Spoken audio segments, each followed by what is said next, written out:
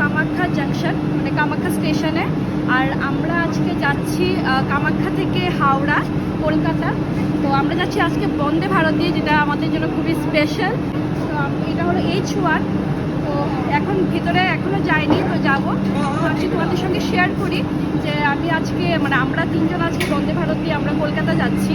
আর ত্রিপুরা থেকে কারা কারা বন্দে ভারতে কামাখ্যা থেকে কলকাতা গেছে বা কলকাতা থেকে কামাখ্যা এসছে, অবশ্যই কিন্তু কমেন্ট করে জানাবে। তো চলো এবার ভিতরটা আমি দেখাই। আমরা খুবই এক্সাইটেড ছিলাম, কারণ আমরা বন্দে ভারত স্লিপার দিয়ে প্রথমবার যাচ্ছি। চলো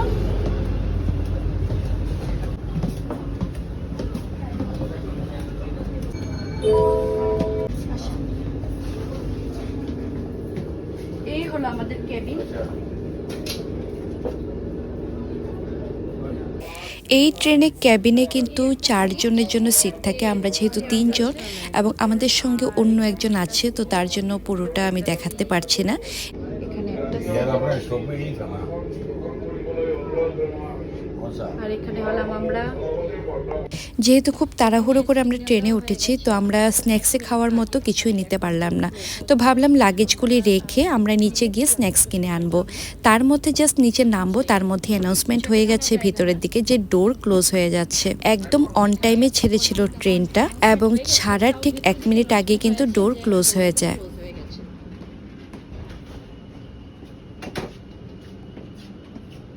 অলরেডি ছেড়ে দিয়েছে, তোমরা দেখতে পাচ্ছ।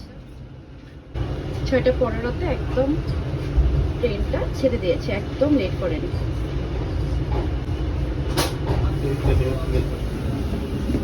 ভীষণ ভালো লাগছে, অনেকদিন ধরে ওয়েট করছিলাম কবে যাব। তবে এত তাড়াহুড়ো করে আসলাম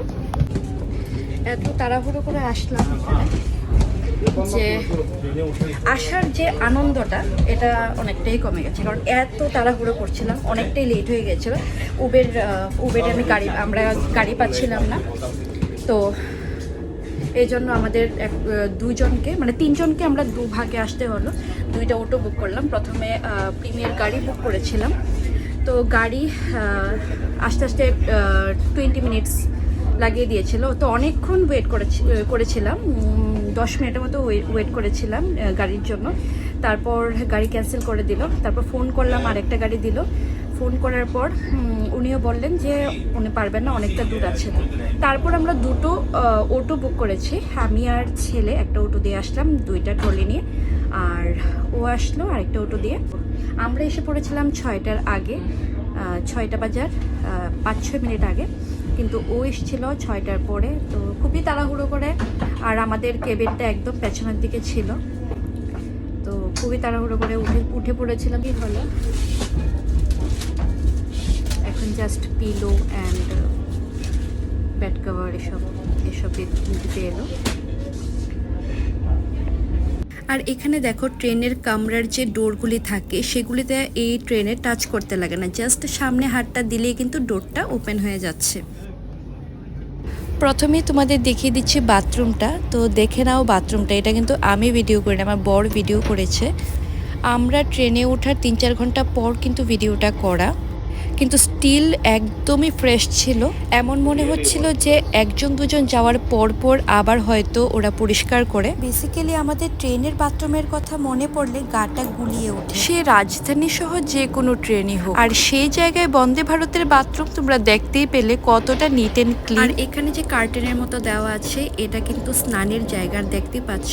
স্নানের জায়গাটাও কিন্তু মোটামুটি একজনের জন্য যথেষ্ট, এবং উপরে শাওয়ার লাগানো আছে। এবং কামরাতে কিন্তু আমাদের প্রত্যেককে একটা বাথ টাওয়েল দিয়ে দিয়েছে। যদি আমরা স্নান করতে চাই অবশ্যই স্নান করতে পারতাম। ট্রেন জার্নি করতে কিন্তু আমাদের সবার খুবই ভালো লাগে, কিন্তু যখন আসে বাথরুমের দিকে তখনই কিন্তু মাথাটা জাস্ট খারাপ হয়ে যায়। আমার জীবনের প্রথম নিট অ্যান্ড ক্লিন বাথরুম দেখলাম এই বন্দে ভারত ট্রেনের বাথরুম। তাই আজকে হয়তো বেশিরভাগ ব্লগে আমি শুধু বাথরুমেরই প্রশংসা করছি। তো আচ্ছা, যাই হোক, এবার আসি অন্য পার্টে। আমরা তো খুব আফসোস করছিলাম, কারণ আমরা সন্ধ্যার জন্য কোনো রকম স্ন্যাক্স নেই। তারপর কিন্তু দেখলাম একটু পরে ওরা কোল্ড ড্রিঙ্কস, কফি, চা, বিভিন্ন রকম স্ন্যাক্স নিয়ে একটু পরপরই ডোরের সামনে আসে। আর এগুলি কিন্তু আমাদের টাকা দিয়ে কিনতে লেগেছে।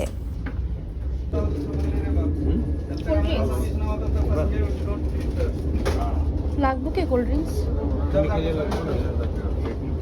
না থাক। আর এবার আমি দেখাচ্ছি আমাদের ডোরে যে একটা উইন্ডো লাগানো আছে সেটা কিভাবে কাজ করে।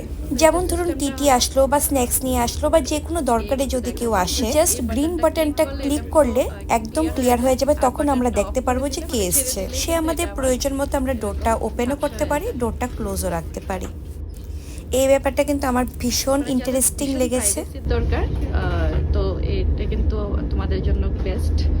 তো জাস্ট এটা ক্লিক করবে এবং বাইরে থেকে ভিতর থেকে দেখতে পারবে যে বাইরে কে আছে। বাইরে থেকে কিন্তু দেখা যায় না, ভিতর থেকে দেখা যায়। এটা জাস্ট প্রেসটা বন্ধ করে দিলাম, আবার কিন্তু এরকম ঝাপসা হয়ে গেল। ব্যাপারটা খুব ইন্টারেস্টিং।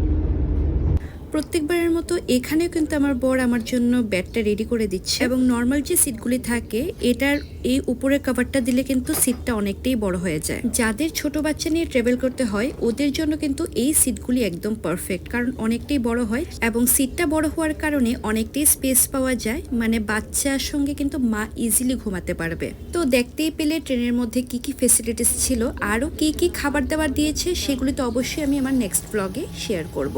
তো আজকের ভিডিওটি আমি এখানেই শেষ করছি। দেখা হবে তোমাদের সঙ্গে নতুন আরেকটি ভিডিওতে। ততক্ষণ সবাই ভালো থাকবে, সুস্থ থাকবে। Stay tuned and by.